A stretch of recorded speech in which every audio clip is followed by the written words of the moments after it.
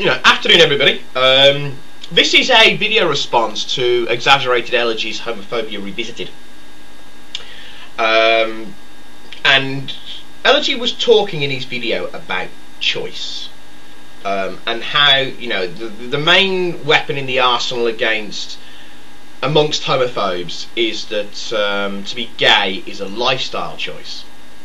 Well, how much of a glutton for punishment, how much of a masochist would you actually have to be to have the conscious decision that you want to be gay? It's like a man painting himself, it's like a white man deliberately giving himself a black pigmentation in the skin and walking into a camp of the Ku Klux Klan. Why would you want to do that? Why, if it is such a conscious decision, why would a homosexual person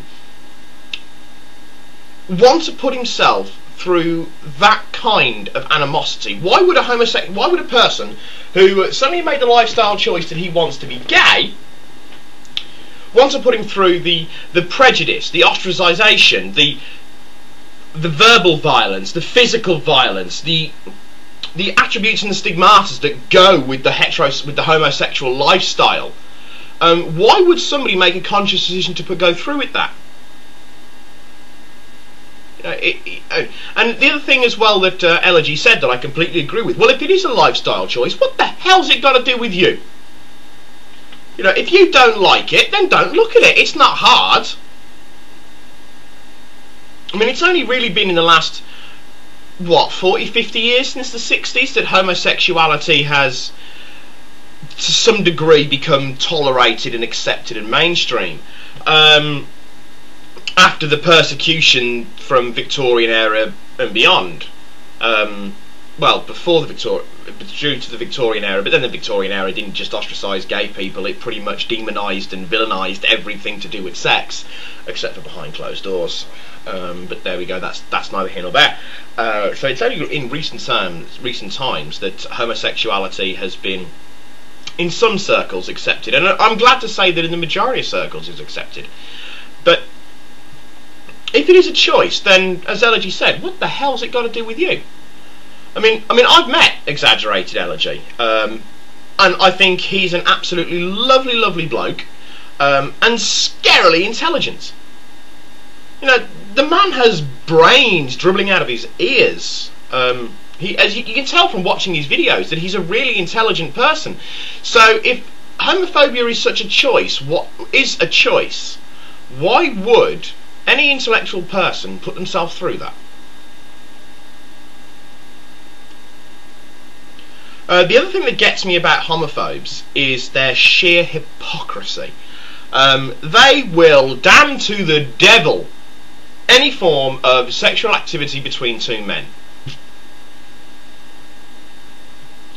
Give it two hot supermodel blondes and it's a completely different story. And funny enough, I actually worked with a bloke going back a good few years ago, asked if his name was, and he was very much like that. And he wasn't outrightly antagonistic towards gay people, but he didn't like them.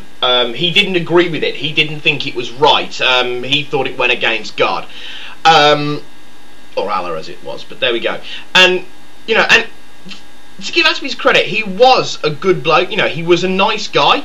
And we had a gay guy who worked in our office as well, and he wasn't nasty to him, or he didn't abuse him. He was a little standoffish, yes, but he was professional enough not to be horrendous, not to be nasty to him.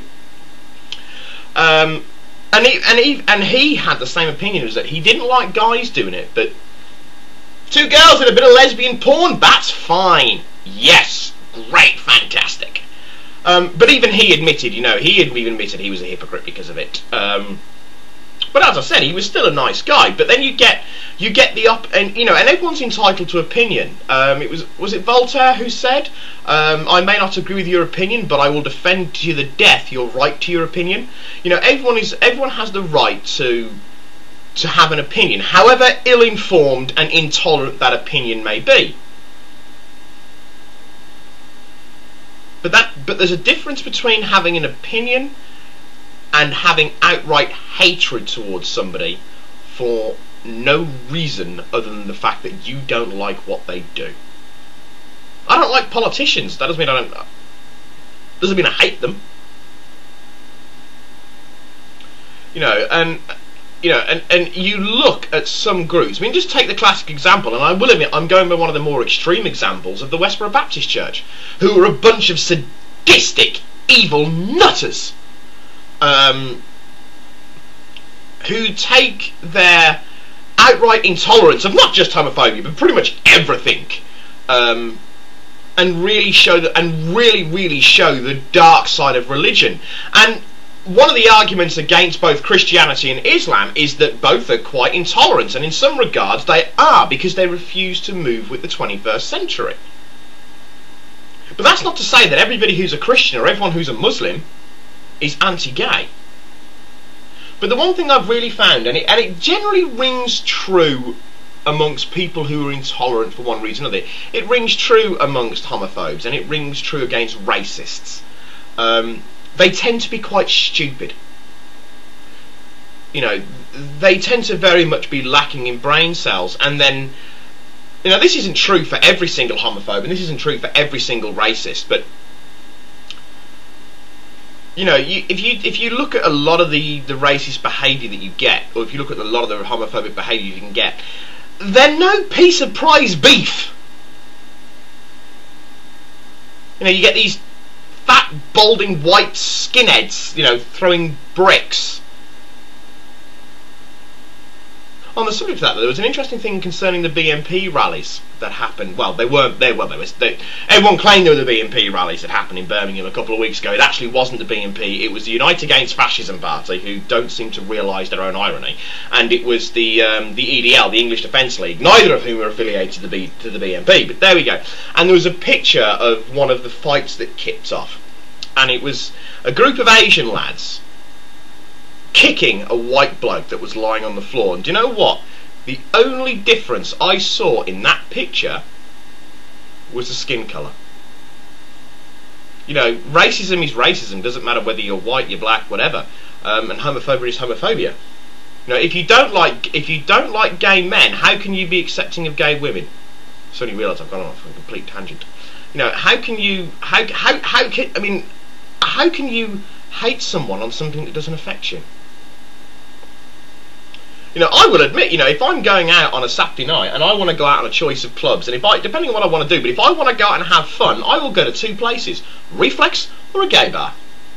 In Birmingham City Centre, there's two clubs that I'll frequent: Missing and the Village, and they're both fantastic places to go out and have fun. And you know what? I've never seen a fight in one of them, ever. Everyone gets along great. It's brilliant fun.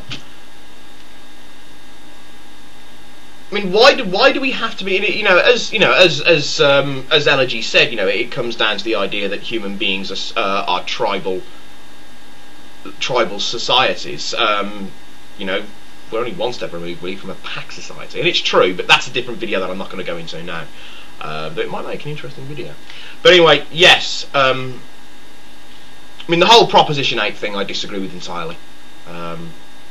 So much for America being the land of the free. Yes, it's like the land of the free, providing you're not this, or that. But anyway, that's my take on it, and I'm probably approaching my 10-minute mark. But I just thought I'd put this up there, George, because as I said earlier on, I've met the bloke, and he's a really, really nice guy. We had a really nice conversation in the Indian restaurant. Admittedly, it was about science fiction, but there we go. Really nice bloke, and looking forward to meeting the man again. And you know what? He's bisexual. So what? Just means he's usually got a good dress sense and can cook.